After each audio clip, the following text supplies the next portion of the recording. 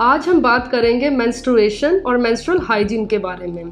Menstruation एक बहुत ही normal physiological process है, लेकिन दुख की बात है लड़कियां, औरतें इसके बारे में डिस्कस नहीं करती हैं। मेरे 21 साल के एक्सपीरियंस में 10% लेडीज़ भी नहीं है जो आके मेंस्ट्रुअल प्रॉब्लम के बारे में या मेंस्ट्रुअल हाइजीन के बारे में मेरे से सवाल पूछें। मेंस्ट्रुअल हाइजीन होती क्या है? मेंस्ट्रुअल हाइजीन का मतलब है accessibility of all women to female hygiene products and privacy to change them and decompose them safely. I am Dr. Ekta Bajaj, Senior Consultant Obstetrics and Gynecology। तो आज हम menstrual hygiene के बारे में ही बात करेंगे। मार्केट में बहुत सारे प्रोडक्ट्स अवेलेबल हैं, बहुत सारी ऑप्शंस हैं, जैसे कि tampons, sanitary pads and menstrual cup. Sanitary pads बहुत कॉमनली यूज़ होते हैं, सबको इनके बारे में जानकारी है। आजकल टैम्पॉन्स भी पॉपुलर हो रहे हैं, लेकिन मेंस्ट्रुअल कप इनका बहुत ज़्यादा इस्तेमाल नहीं किया जाता। अभी भी ये बहुत रेयरली यूज़ किए जाते हैं। इसके बहुत से कारण हैं। एक तो ये मार्केट में बहुत ईजिली अवेलेबल नहीं है, एंड सेकेंडली लेडीज़ को, गर्ल्स को इसको यूज़ करने की टेक्निक, जैसे कि इंसर्ट कैसे करें या रिमूव कैसे करें, उसके बारे में भी प्रॉपर जानकारी नहीं है। अब हम बात करेंगे दूसरे मेंस्ट्रुअल हाइजीन प्रोडक्ट्स की, जैसे कि टैम्पॉन्स एंड सैनिटरी पैड्स की।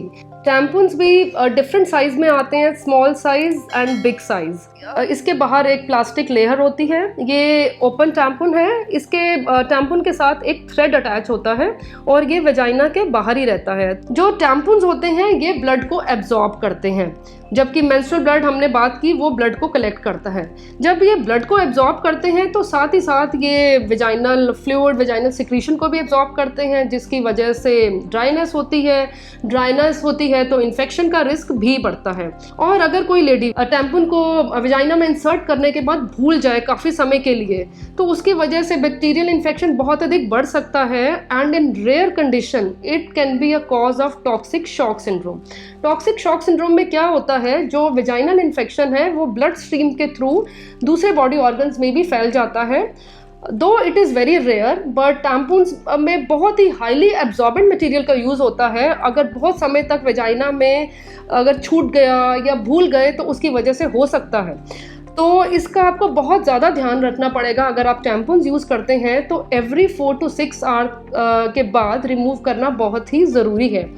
और इसका दूसरा उपाय है, अगर ब्लड फ्लो कम है तो ऑल्टरनेटिवली आप टैम्पॉन्स एंड पैड्स का भी इस्तेमाल कर सकते हैं।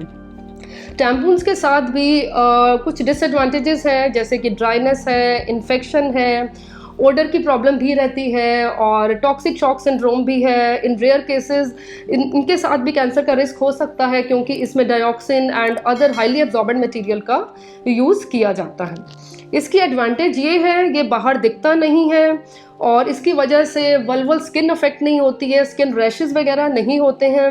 एंड जब टैम्पॉन यूज़ करते हैं तो लेडीज़, गर्ल्स अपनी रूटीन एक्टिविटीज़ जैसे कि hiking, swimming, running, gymming, dancing कुछ भी कर सकती हैं, क्योंकि बाहर विजिबल नहीं होता और ब्लड स्पिलेज के चांसेस भी बहुत ही कम होते हैं। अब हम बात करेंगे सैनिटरी पैड्स की। स्पेशली यूज़फुल है गर्ल्स जिनको पहली बार पीरियड स्टार्ट हुए हैं, क्योंकि उसको यूज़ करने के लिए कोई स्पेशल टेक्निक नहीं होती है और इजीली यूज़ किया जा सकता है। उसमें एक स्टिकिंग मटेरियल होता है जो अंडर गारमेंट के साथ स्टिक हो जाता है, और सैनिटरी पैड्स को भी एवरी 4 to 6 आवर तक चेंज करना होता है। सैनिटरी पैड्स के साथ भी कुछ डिसएडवांटेजेस हैं, जैसे कि उसमें स्किन प्रॉब्लम हो सकती हैं, उसके साथ एलर्जी हो सकती है, वल्वल स्किन की रेडनेस हो सकती है, स्किन इन्फेक्शन हो सकते हैं, साथ ही साथ स्मेल का प्रॉब्लम भी रहता है। और सैनिटरी पैड्स के साथ गर्ल्स, लेडीज़ बहुत सारी एक्टिविटीज़ जैसे कि स्विमिंग नहीं कर सकती हैं।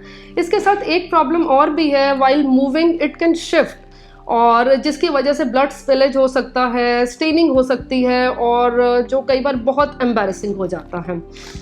अब हम बात करेंगे environment friendly menstrual hygiene product की। अगर हम एनवायरनमेंट के बारे में सोचें तो menstrual cup and reusable cotton pads, उन्हीं का ही इस्तेमाल करना चाहिए। आजकल मार्केट में रीयूजेबल कॉटन पैड्स भी अवेलेबल हैं और इनको यूज़ करने के बाद सोप एंड वाटर से वॉश किया जाता है और उसके बाद इनको धूप में सुखाना चाहिए। धूप में सुखाना इसलिए ज़रूरी है क्योंकि धूप में सुखाने से सारे बैक्टीरिया किल हो जाते हैं, स्टरलाइज हो जाता है नेचुरली, और उसके बाद उनको ड्राई होने के बाद फिर से यूज़ किया जा सकता है। अगर किसी के पास 12-13 पैड्स भी हैं तो उससे वो अपना मेंस्ट्रुअल साइकिल मैनेज कर सकती है। अगर हम एनवायरनमेंट की सोचें तो menstrual cups and reusable cotton pads बहुत ही अच्छी ऑप्शन है। एंड में मैं यही कहना चाहूँगी, बहुत सारे प्रोडक्ट्स अवेलेबल हैं, tampons, pads, cotton pads and menstrual cups.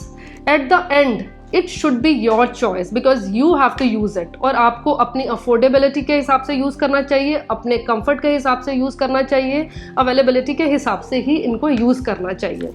But अब टाइम है हम मेंस्ट्रुएशन को एक टैबू ना माने, इसके बारे में ओपनली डिस्कस करें, गर्ल्स को मेंस्ट्रुएशन के बारे में एजुकेट करें। मैं यही कहना चाहूँगी, a brave girl makes confident women, a confident women makes a strong society, so let's all together make us strong society. Thank you so much.